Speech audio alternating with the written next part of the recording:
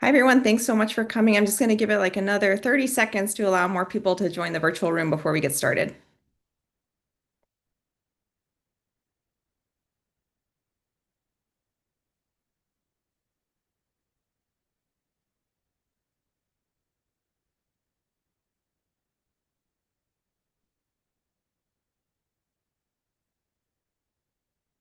All right, why don't we go ahead and get started? Thank you so much for joining us today. My name is Caitlin Vogus. I'm a senior advisor at Freedom of the Press Foundation, which is a nonprofit that defends and protects public interest journalism.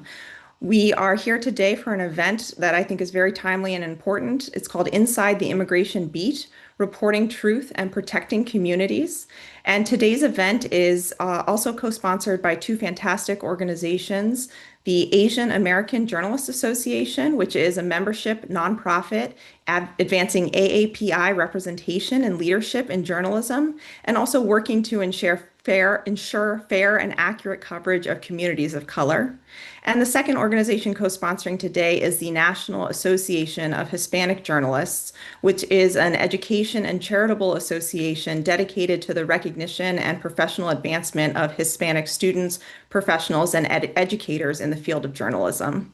And I want to say thank you so much to those two organizations because we really couldn't have held today's event without them.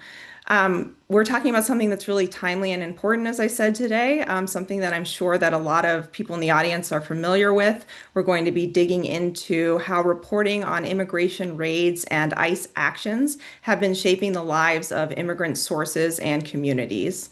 And I'm sure many of you have seen, of course, the news about federal agents sweeping through American cities, conducting raids, targeting people of color, deporting people to third countries, separating families, and all of these events that are happening today that are really, I think, shocking and extremely troubling. And we're going to be talking with journalists on the immigration beat about how they cover these stories with accuracy, but also how they do it with care and with respect for the people who are most affected. We have three fantastic panelists that I'm going to introduce to you now. First, a programming note. We were supposed to be joined by Jose Antonio Vargas, the founder of Define American, but unfortunately, he's not able to join us today. But luckily, we still have three awesome journalists who are here to talk with us, and I'm going to introduce them now. We have Maritza Felix. She is an award-winning freelance journalist, producer, and writer based in Arizona. Maritza is the founder and director of Conecta Arizona, a Spanish language news service that connects communities between Mexico and the United States across the border. So thanks for joining us, Maritza. Un We, placer, buenos días.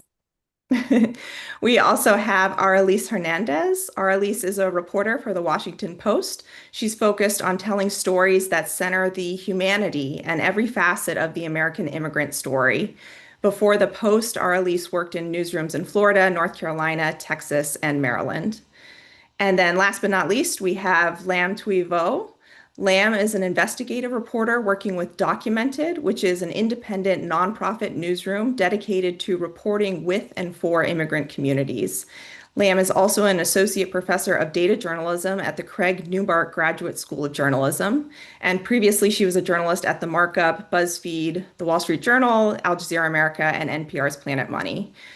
So we have, as you can tell from their introductions, three very experienced immigration reporters to help us dig into this topic today. We are also going to be taking your questions from the audience. So if you have a question for the panel that you'd like to have answered, please go ahead and use that Q&A function in Zoom, and we'll try to get to your questions during the event and also towards the end of the event as well. But just to kick us off, I wanted to start with kind of a broad question for any of the panelists. We'll maybe go around. We can do each of the panelists to answer this, which is that, I mentioned in the introduction how immigration enforcement has really intensified under the second Trump administration, and we've seen more aggressive deportations and family separations and that kind of thing. I'm wondering, as the government has intensified its immigration program, how has your reporting on immigration changed in response to that? Or at least maybe we can start with you, and then we'll go around. Hi, everyone. Thank you for the invitation. I'm calling in from East New Orleans right now, where there's not specifically a raid here, but there have been ongoing enforcement operations here in the region. How has my reporting changed? It's gotten a lot more difficult. I started my career, well, I was still in college when I was out there reporting on immigration in 2006 when we had these mega marches in DC and other places, and people were just starting to, proverbially come out of the shadows and be more open and talking about, their immigration status. And now we've done the whole other sort of pendulum swing where folks are very reticent to share their stories in any comprehensive way because they've seen the ways in which the current administration has gone after people who have been vocal about their experiences. And so we've had to get a lot more creative about and a lot more explanatory with folks about sort of thinking through how we're going to tell these stories in a way that doesn't put them in any harm. Yeah, and I want to dig into that in the panel, definitely the creative ways you've approached this. But first, I want to give Maritza and Lam a chance to talk about how their reporting has changed. So, Maritza, why don't you tell us a little bit whether your reporting has changed and if so, how? Oh, everything. Well, we live in the border, so we're very used to CBP, Border Patrol, I, CRO, HSI. So we already knew the difference between those departments within Department of Homeland Security. But for a very, very long time, I think we were hiding our identity as immigrants when we're doing this reporting, but this year is more evident than ever. And at least in the news organizations that I lead right now, I think we believe that even with the cows that we're living in 2025, identity is actually our superpower to represent with dignity and empathy our communities in the reportings, in the news, and providing them access to information that they actually need just to do everything, make decisions in a split of a second. And I lead a team of different immigration experiences. Everybody is legal, everybody has a work permit, but they're in a different step in their immigration journey, and that makes them very vulnerable to the changes that this administration is putting for immigrant families. And it's not just because of them, and it's because how vulnerable can their families be as well. So how they work as journalists is impacting them not just as an individual, but as a family and a community. We're very, very creative. We work in WhatsApp, so community actually text us immediately when they see something. At the beginning of the year, our team is very small. It's 8 of us and not everybody is full time. So we were like driving like crazy in our city, trying to follow up with every single report that we got just to make our communities safe and de-escalate that polarization and that fear that we were living in uncertainty. But as immigration enforcement got more aggressive, now we have been rethinking how do we do things more creatively. So we're partnering up with Uber so they can go and check those reports so we don't put our team at risk.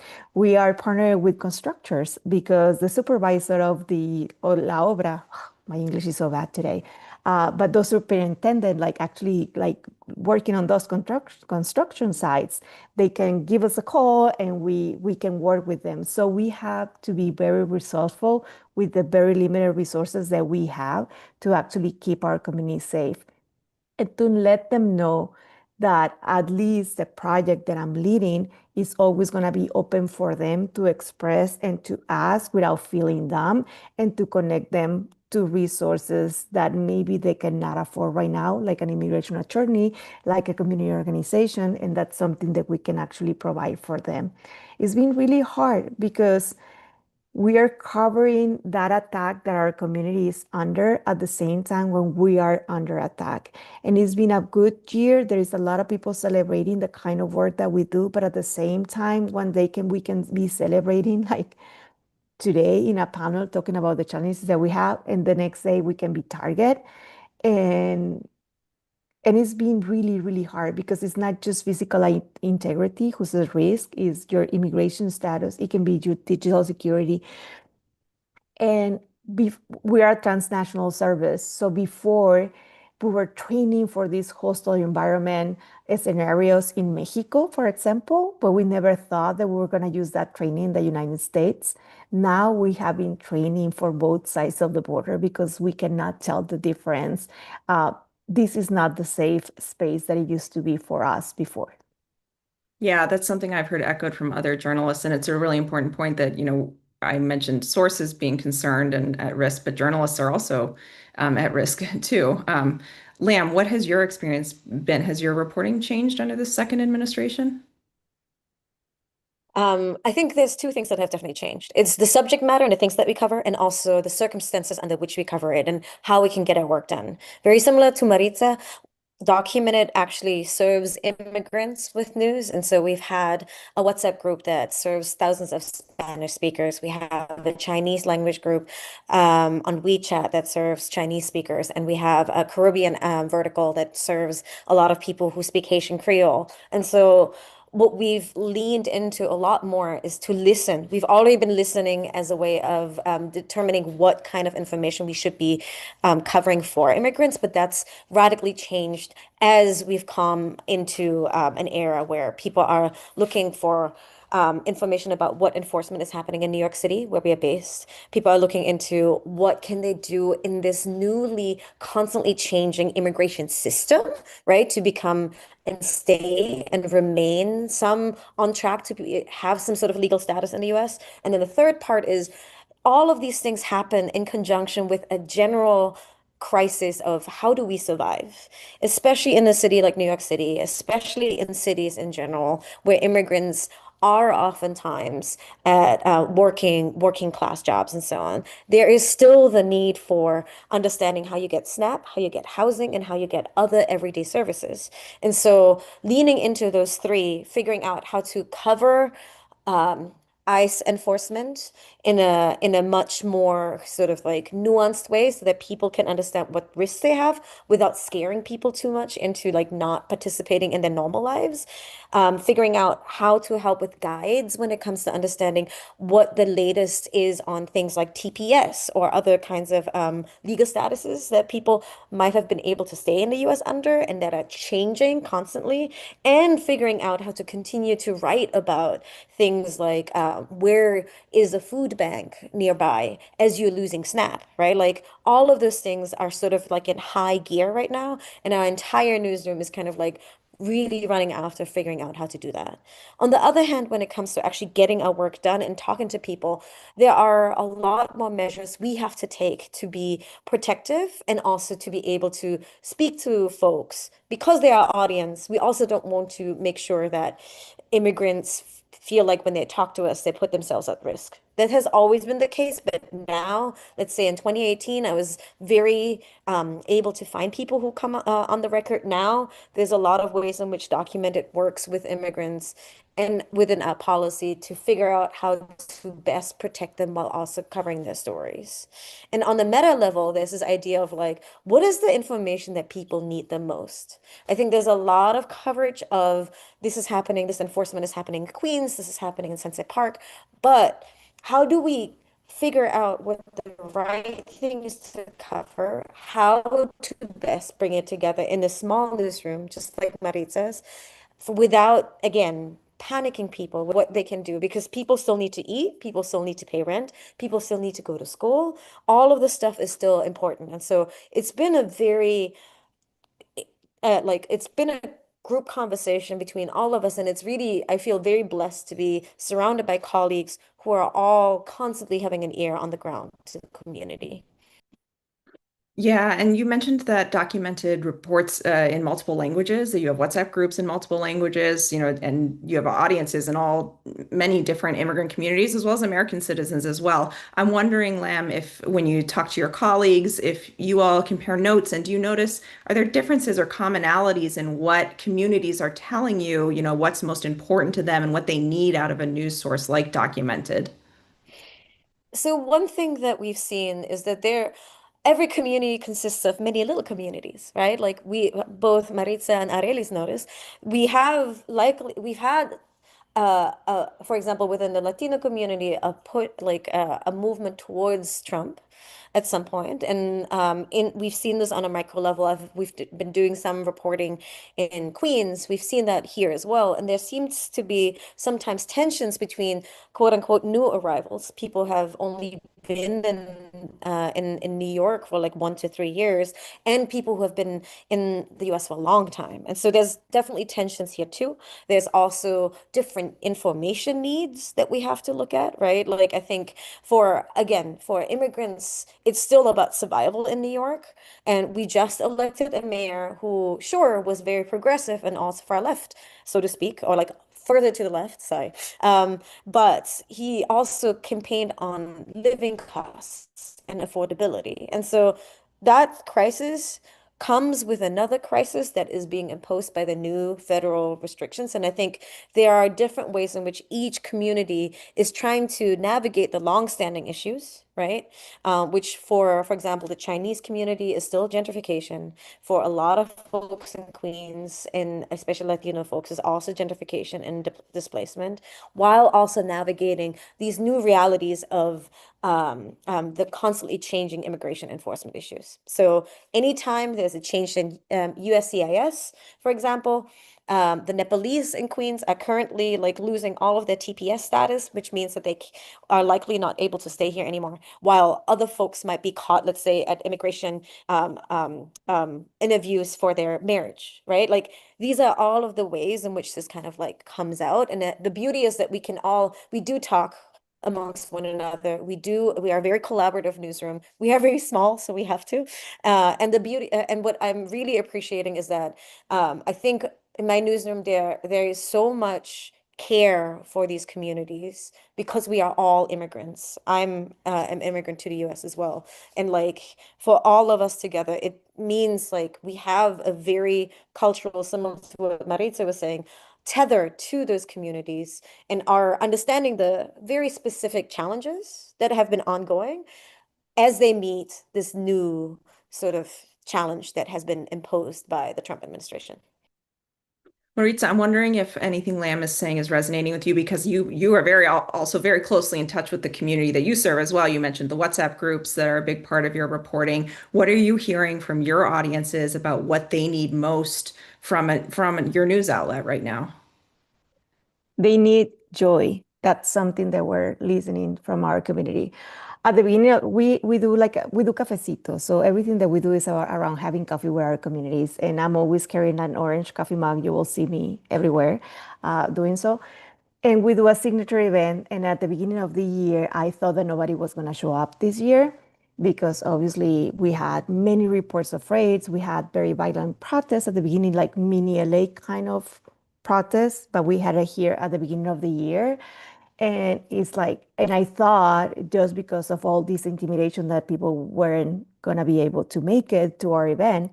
And more than 350 people showed up, and we danced and we sung and we had conversations with each other. And they told us, it's like, thank you so much because this is exactly what we needed.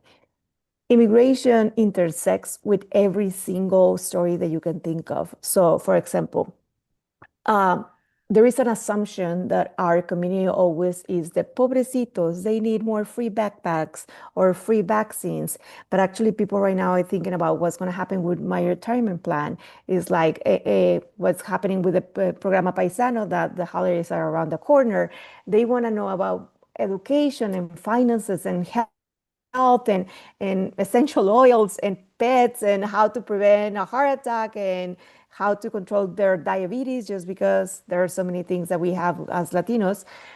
And we're trying to actually make a little bit of everything and at least have one project that uplifts our communities a month and at least one story or two per week that inspires the community because there is always so much that you can take. We as journalists, and let's be very sincere, it's like we don't even want to watch the news in the morning. It's like we wake up and it's like, we're checking our cell phone and everything that we look or our feed is like very depressing. So we as journalists, we need to work on those kind of stories just to fall in love with journalism again when our identity, when our passion, when our way of living can be targeted. And we're just a reflection of our community, and our community needs more uplifting content. They're so tired of people talking about them and not talking with them. So that's actually what we're doing right now. It's like having cafecitos with them and listening. And that means that sometimes you need to cut your production short because you're spending or investing more time listening. And we realize that that's okay. We're really good with breaking news. That was something that we didn't do before. Now we're doing it. But we understand that the whole point of our immigrant communities right now is the listening so we can get inspired and we start creating content that is actually needed and is not just nice to have in our website. Yeah, that's so important, really listening to the audiences you're serving. Arlise, I wanted to ask you, you're in a different situation. You're in a national news outlet. You are reporting to a national audience at the Post. How do you and your editors decide what stories to prioritize, especially when things are moving so fast? I mean, you mentioned you're in New Orleans today. Of course, anyone following the story has seen how ICE and Homeland Security are jumping from city and city around the country, and it can feel like a fire hose of information. And so, how do you determine your priorities at the Post for your reporting? I think for us, what's been really important has been accountability and sort of matching up what the administration says and what is actually happening on the ground and sort of comparing those two things. But also, we're prioritizing stories that help explain what's happening because immigration law is very complicated and people want to know basic things. What can and they can't do, right? Like what constitutes racial profiling and what doesn't? How does the Supreme Court ruling actually practically impact the way that I move about the world? Those kinds of things. And, I appreciate the work that both Maritza and Lam Thuy do in terms of like serving the community. I think when we look at it, we're sort of like looking quite broadly and just saying, hey, this is what we understand about the law. This is what we understand is what DHS is saying that they're doing. And this is what people are reporting is actually happening and manifesting itself. For example, DHS, before they have a little bit of a pattern that before every one of these big enforcement operations that have so far been in so-called sanctuary cities, it's preceded by a press release that they send out with a list of most wanted, right? Or people who represent the biggest public safety threats that they have determined, right? And what oftentimes happens is that those individuals will get a readout of, they were arrested for this, this, this. Well, our posture has always been, okay, well, let's take a little bit of a look at it because now we've sort of learned that there's often incomplete information that they're offering and trying to reach those people. Like our latest story about Chicago, looking to again sort of explain and wrap up and bring back some of the background storytelling that's happening, like the little feud between ICE and CBP right now. And helping people to demystify and understand it. But back to the Chicago story, our lead was a man named Juan Manuel Almenta, who DHS had put it out in a press release that he had been arrested for armed robbery and DUI, I think it was. I happened to reach Juan Manuel in Mexico. I talked to his partner and his family and his attorneys.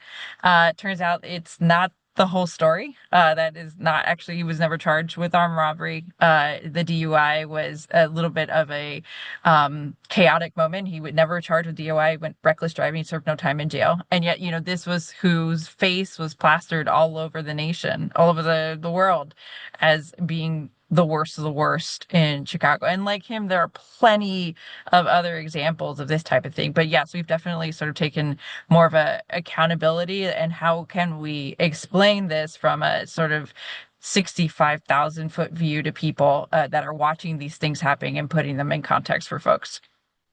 I want to ask more about this issue of the government putting out certain information that then your reporting has later revealed is not actually accurate. I feel like this is something that's happened over and over again. You said there are many examples. I think you also reported on the fatal ICE shooting in Chicago, where there was some information put out that then was contradicted later by body cam footage. And I guess I'm wondering, like, how do you report on it? What the government is saying, you want to hold them accountable, you want to report the truth, but to do that you have to also report what they're saying. How do you do that without kind of amplifying the false narratives, spreading the misinformation that what the government says is what sticks in people's mind, not your necessarily debunking of it? For sure. And I want to be clear that all governments have this issue of sort of not Yes, pulling in the whole context, whether it's the Trump administration, the Biden administration, or the first and the absolutely. Obama administration, right? Right? Like this is not unique, but what is unique is sort of the magnitude with which it happens with regards to immigration. Um, So I guess, the way that we think about it is that we're trying really, really, really hard to get the records, right? Like to find the actual like proof that says, going to Cook County, and getting back to Chicago police and like, please provide this rap sheet. Um, the way that DHS puts out information, it's not that it's totally inaccurate, it's that it's missing context. And so we can share that with the public and say, like, this is what they said happened, but this is sort of the more information that you need to fill in the gaps to make your own judgment as to what actually occurred here. For example, with the shooting of Silverio Villegas, they said that he dragged an officer and that an officer was injured, and we had heard from people that like that officer got a couple of scrapes and bruises.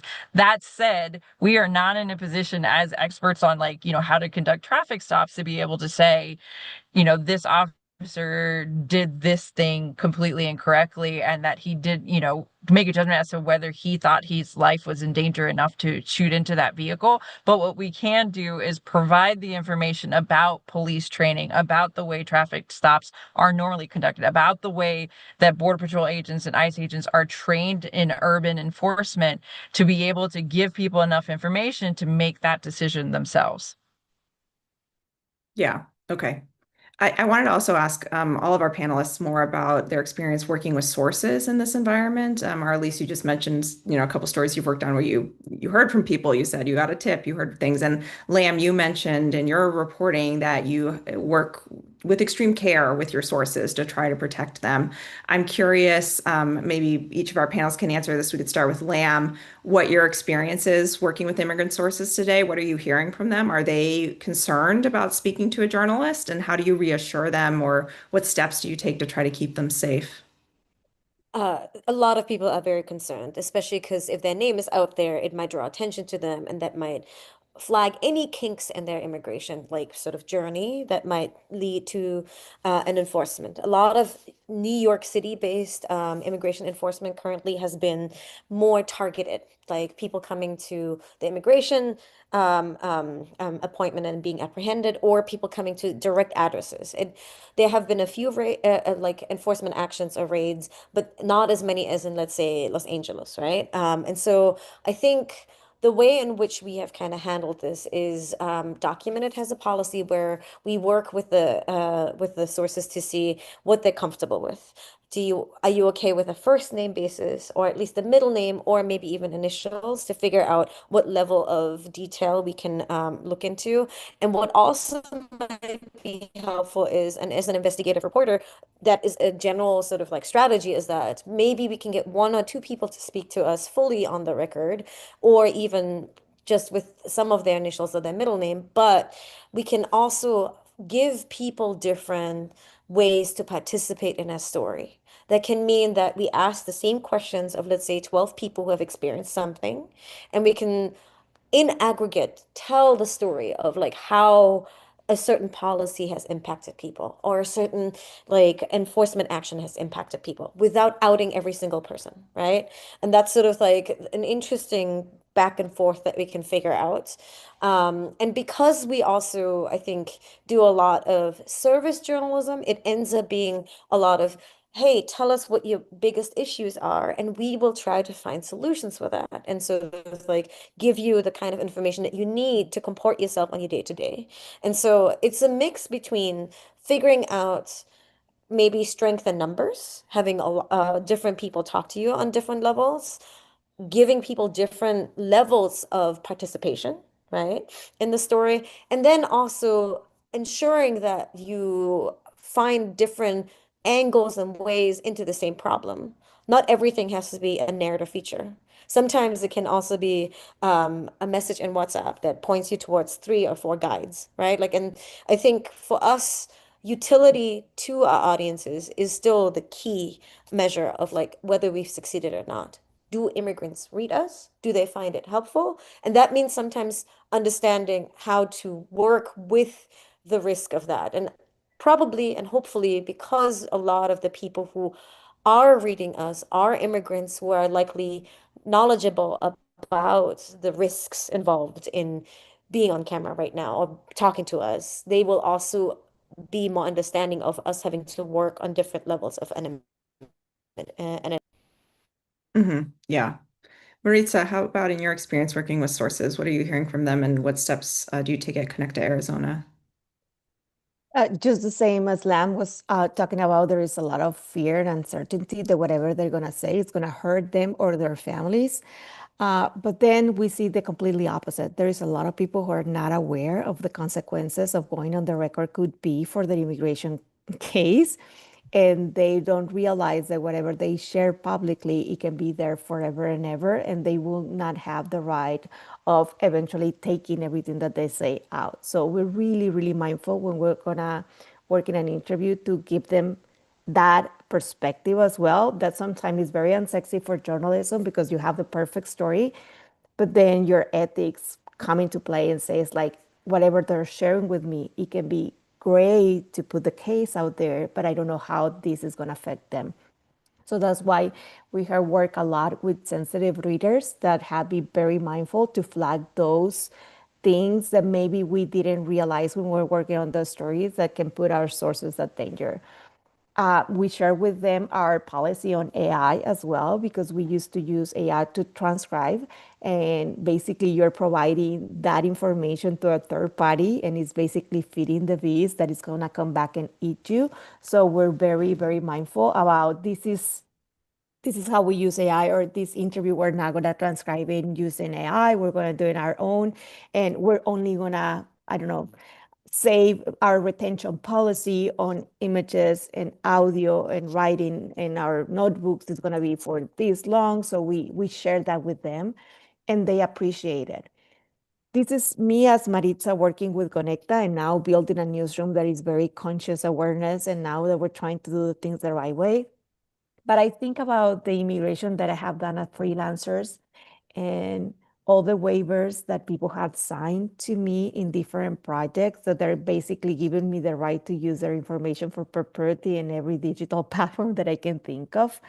And then I think about those kids who came to this country by themselves, or those families who were separating during 2017 or 2018, and now they want to pass the page and they don't want to remind anything else, and they want to have like a fresh start, that we as journalists were not going to able to do so. And because I was a freelancer, I don't have the rights of that information. I work it for somebody else, so I cannot offer them that.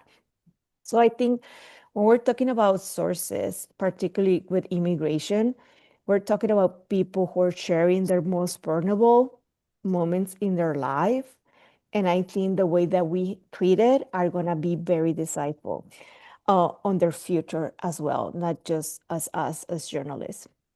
And then on the other side is training the journalists as well, because we're immigrants. So sometimes those interviews that we're working or those stories that we're writing trigger something in ourselves just because we have this trauma and our this PTSD that it comes with migration. That is very, very important to be very mindful. And then what happens with the sources and the freelancers, because I was a freelancer for a long time before founding Connect Arizona, so we, as the new newsrooms or as the new journalism, they're more aware about what's going on. We need to be very mindful with them. So all the training that we have, for example, in Connect Arizona, we make them available to every single freelance. So they are prepared to conduct those interviews with empathy, care, with the self-awareness of what can triggers to them.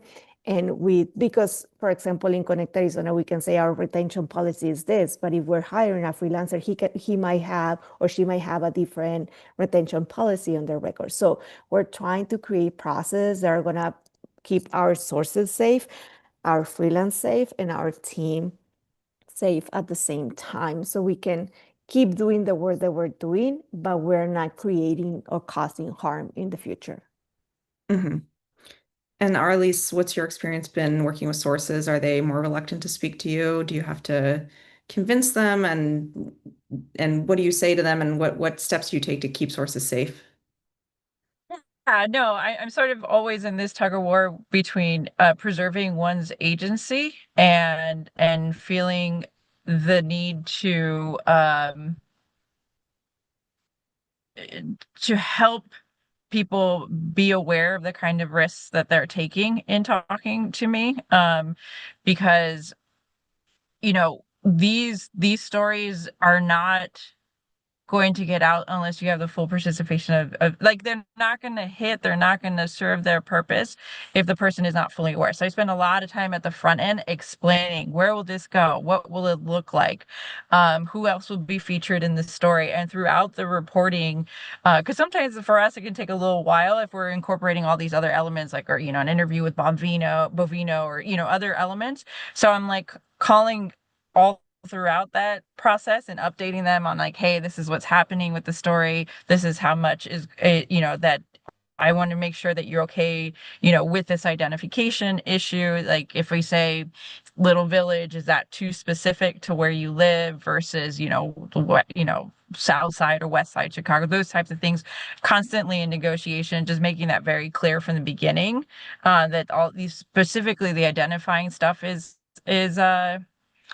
is negotiable, and then also trying really hard to sort of collect verifying information. For us, it's really, really important. Like, people tell us things all the time, but we also like to have like some proof, and so I spend a lot of time collecting numbers, with the full understanding. And this is where sort of the new building out a network of people around the individual that's in the story, making sure their attorney knows that, and they're involved to a certain degree in the process, that there are family members who know as well. If there's like a community leader that is also sort of aware. And that's the other thing that's been incorporated into the work itself, is really going through trusted mediums. So whether that's a priest, whether that's a community leader, whether that's a lawyer, is usually a better scenario for me in terms of making sure that person does understand and has someone there as their advocate, what the risks are, but also understanding that, telling the story is really important. For example, last night I sat down with several community activists, who've been in the sort of immigration reform movement for a very long time. And one of the things that they said that they're working really hard with their community here in Louisiana is to be open, because it only serves, in their view, the government, for them to stay silent, right? Like that they want the immigrant community to take this lying down, right? And they're activists. This is sort of their orientation, but they themselves are people who are in a vulnerable legal status. And so I want to take that, I want to respect that agency, and I want to, make sure that that is like fully conscious, while at the same time taking the necessary precautions within the sort of ethical guidelines of our organization, to make sure that, the last thing that I want is anyone to ever be harmed or to be negatively impacted by a story that we told, because that person's safety is more important than any story I can tell. Of course, yeah. I want to follow up on something Maritza mentioned, which is the trainings that Connect to Arizona offers, but then also makes publicly available. Because we had a question from the audience in the Q&A that was asking kind of about that. They say that during the ICE protests and raids in Los Angeles, this person had heard from members at a small nonprofit newsroom that those people said they were classified as independent contractors, and they were worried about a lack of training, and that if they were arrested or injured, they wouldn't have lawyers and they would be responsible for medical bills and things like that. And they asked for suggestions for organizations that might be able to help journalists like these. And I saw Lam, and you responded in the comments and recommended the Reporters Committee for Freedom of the Press, which has a fantastic legal hotline that any journalist can call, including freelancers, for legal assistance. And you mentioned risk assessments as well. I very quickly wanted to mention that at Freedom of the Press, our digital security training team has guides that are posted publicly on the website that anyone can access, to help them understand how to keep digital security safe in various scenarios. But I'm curious what other resources you all maybe have relied on, or if your newsrooms themselves make things available. Maritza, maybe you could explain a little bit more about what Connect to Arizona does there. I'm not afraid to ask for help. That's something that I learned. And so I'm always asking people for things. So PEN America has been very instrumental for helping us with digital security.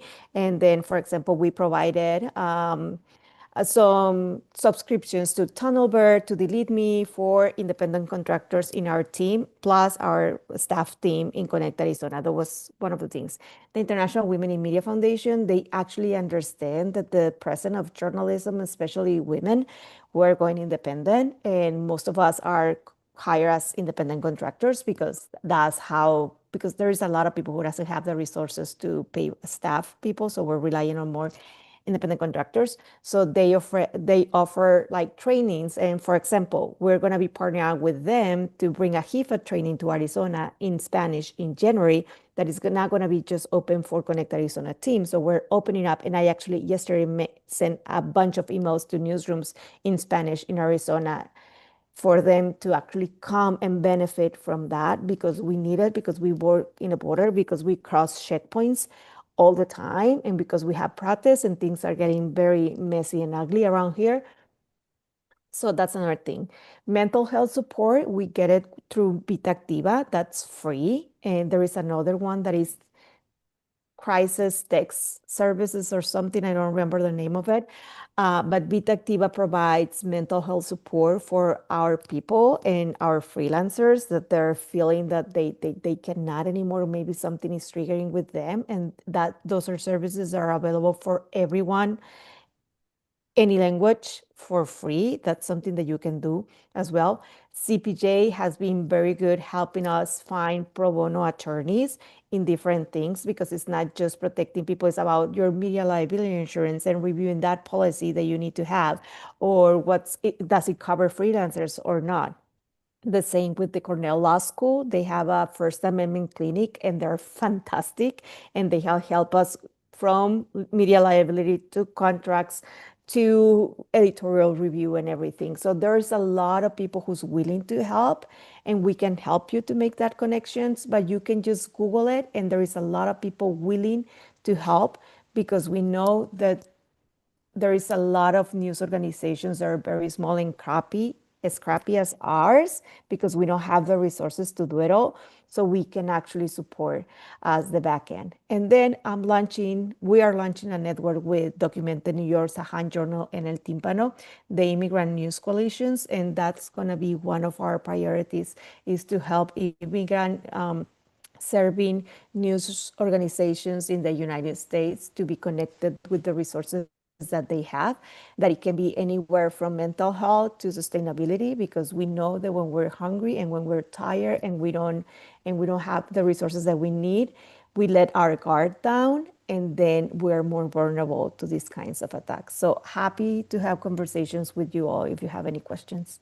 Oh, that's fantastic. So is that coalition has not yet been launched, but it will be launched soon, is that right? Well, we made the announcement because thankfully we just got press forward support Ah, to congratulations. build the infrastructure. Yes, thank you. So we're working a couple of pilots that are going to be shared with everybody. So it's just four of us as founder members right now, the ones that we have like a longer runway to be able to experiment and to get the resources and the support. And then we're going to be start sharing with others.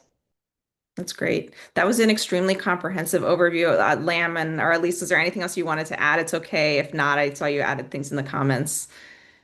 We can go to a different question. Okay, I want to remind the audience also that they can pose more questions in the Q&A function in Zoom. If you have other questions, we'll keep answering those as we continue to have this discussion. I wanted to follow up on something else that also was touched on in an earlier answer, which was about the risks to journalists themselves. You know, we talked about the risks to immigrant sources, but of course, journalists themselves are also facing risks, especially journalists who are themselves immigrants. And I'm curious whether you have experiences with that with colleagues or in your newsroom, what concerns those journalists have right now, and how have you seen newsrooms or journalists themselves protect themselves when I think a lot of reporters are drawn to the immigration beat because they themselves have personal experience. And like I think some of the panelists were saying earlier, that really enriches the story and makes the reporting better. But unfortunately, it also can make them targets. So anyone on the panel who wants to talk about it from kind of the journalist safety perspective. Well, I'm friends with Mario Guevara, that maybe you have heard about his case. He was covering protests, non-Kings protests in Georgia when he was detained for doing his job. When I saw the video, because I was watching it live actually, when I saw the video and I saw him get arrested, I couldn't understand what was happening because I was covering the protests at the same time in Arizona. So when I got back home and I sit down and I was looking at it, he did everything, and I watched it multiple times because he did everything they were trained to do in that kind of situation. It's like he identified himself as press. He was carrying a vest with the press. He was carrying his badge.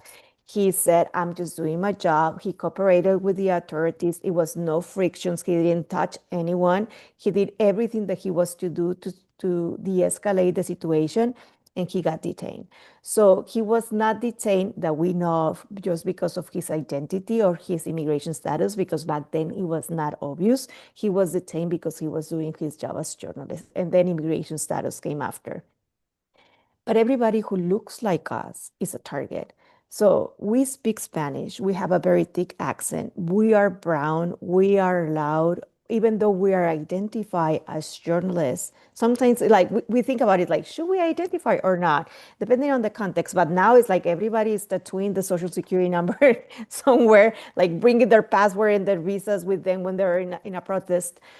And when I saw what happened to Mario, it made me think that that could have been me a year ago because I just recently became a US citizen and I was here on a work visa and a work permit for 18 years. So I was covering SB 1070, I was covering George Floyd, and I never felt as unsafe as I do this year.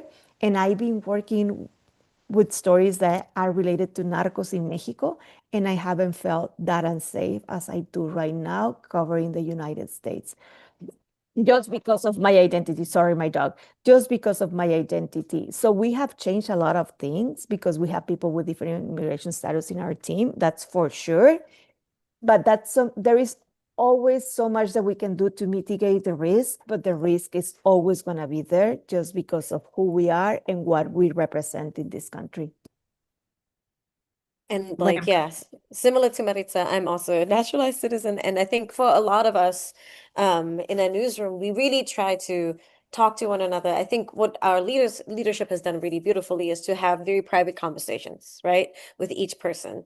Your status is also very much your a very personal thing that you want to figure out how to handle, but you also don't necessarily want to like project it to the rest of the newsroom. And so being very mindful of that and then figuring out who can go to something like this right now and who cannot, who is a little bit more protected and who is not, is really important. And then continuing to provide training, whether it's training around how much data you can cross the border with and not on your devices, right? What you will do in this case scenario, what are the 2, 3 steps that might have to happen? That's where the threat modeling comes back.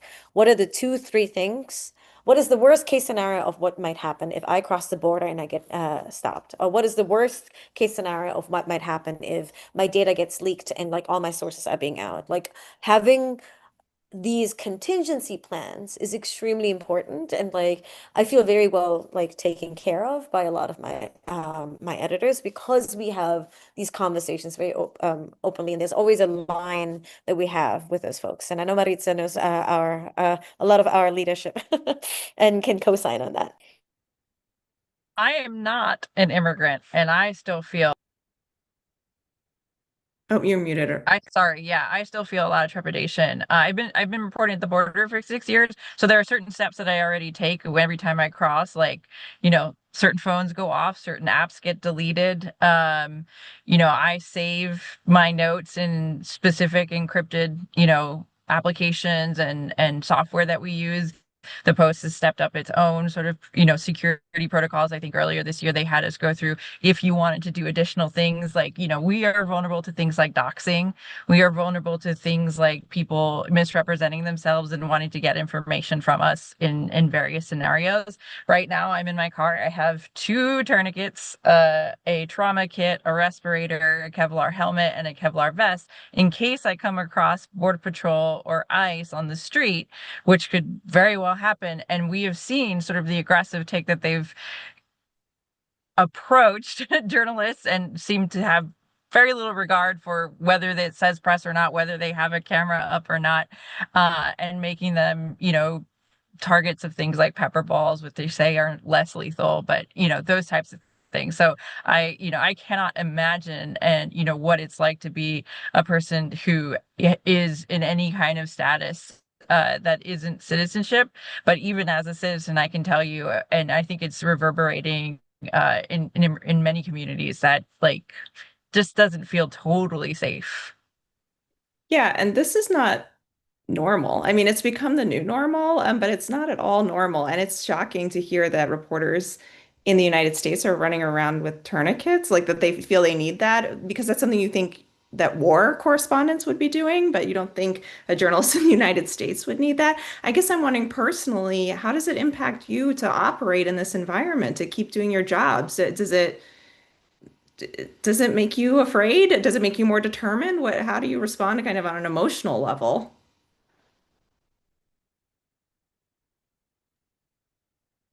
I guess I'll go ahead, Maritza. I mean, I like all of us, I think we've been doing this a long time, and we wouldn't be. You're muted Damn again. it, Yeah. I keep doing that. Sorry. We wouldn't be doing this if we weren't like deeply passionate about serving communities and doing the work, right? I've gone out less this year than I have. I'm like Maritza, I've been in the same spaces as cartel members, and I don't feel nearly as, I mean, I felt unsafe in those situations too, don't get me wrong. I'm trained to how to deal with that. But sort of out on American, I think it's more the coupling of that sense of not being fully safe and like, oh my God, this is our country and this is not at all what we expected. I will say that like that feeling of unsafeness has been percolating for some time, protests and demonstrations and clashes between folks who are fighting for various causes have gotten a lot more aggressive, have gotten a lot more violent. You all have seen that play out. And so some of these precautions predate what's happening right now, but there is this, sort of overwhelming tension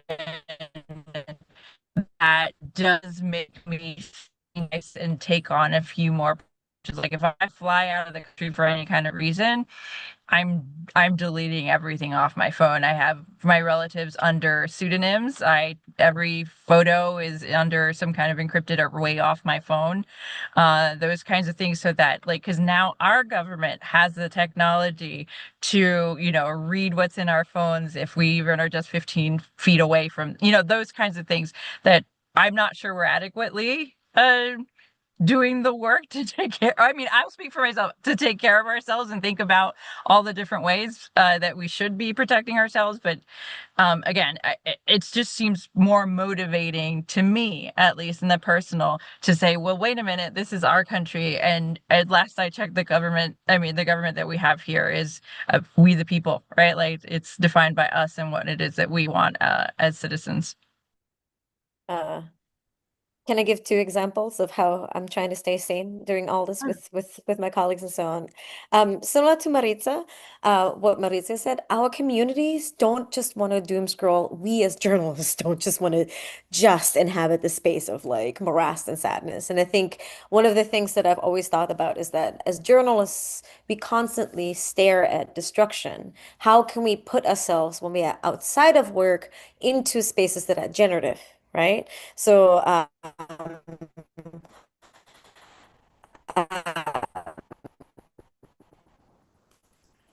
for a while, for example, every once in a while, I'll try to cook for scale solutions, which is really beautiful to see. And I think being in a space and in an environment where other people are working towards a solution is really helpful because that really helps with like keeping you showing you that it's not just you kind of landing something in adversity, but there are other people who are also doing things towards the betterment of a situation. And the other thing that and that also includes I like help run a visible mending group once a month and so on. I craft a lot and I bring people into those spaces. But from a journalism stance, something that I loved doing with my journalism was for a while, I was doing a lot of misinformation reporting in the Vietnamese community.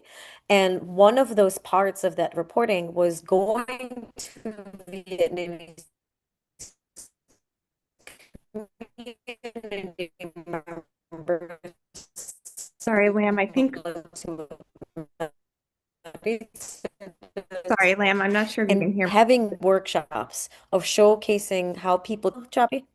Can you hear me? Yeah, yeah, it was coming in choppy. Can you Yeah, hear me now? sorry. Is it better? We can hear you now. Yes. Okay.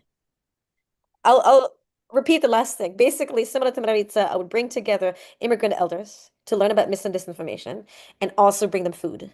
There's nothing better than coming together with an immigrant community over food and like teaching them that makes the lessons of like the service journalism that we do come down much better as well. And so I think in many ways like this togetherness, this taking our journalism and then bringing it into the real world, the lessons we've learned from the investigations and the actionable information that people can take away from our service journalism, all that together in a physical setting with some empanadas or with some Vietnamese spring rolls. That is like a good way of like countering just staring at destruction. That came through loud and clear. I got that part. Maritza, did you want to add something onto that? Very fast. I'm an annoyingly positive person. I am realizing that still smile a lot, so that's good. That's my act of resilience. Joy can be powerful as well. But the other thing is like I realize that I have normalized a lot of things that are not okay, like being an immigrant, and I do have that PTSD immigrant, but leading with conscious about everything else gives me hope. But I'm worried about next year because we have been running this 2025 with a lot of passion and with a lot of strength and with a lot of hope that things are going to get better eventually. And I don't know if 2026 is going to be actually better. So I'm really worried now as a team leader that my team is going to burn out next year. And because burnout let us our guard down. So I'm just trying to find a way to multiply this joy and these good feelings that I do still have in my heart to share it with the team without being a toxic positive person in the newsroom. But I'm really hopeful still, and I think joy is the way that I like, I don't know, confront things with a smile. It helps me a lot in this 2025. Yeah, hope and joy would be a nice place to end it, but we do still have 3 minutes left, so I'm going to ask another final question. But that's about, I guess, actionable advice. You all are very experienced. You've talked about your experiences on the panel today. I'm curious what, if you could give one piece of advice to other journalists or another newsroom about what they need to be doing to make their immigration reporting more accurate, but also, responsible to the communities that are impacted. What advice would you give to a journalist or newsroom? And or at least maybe we could start with you.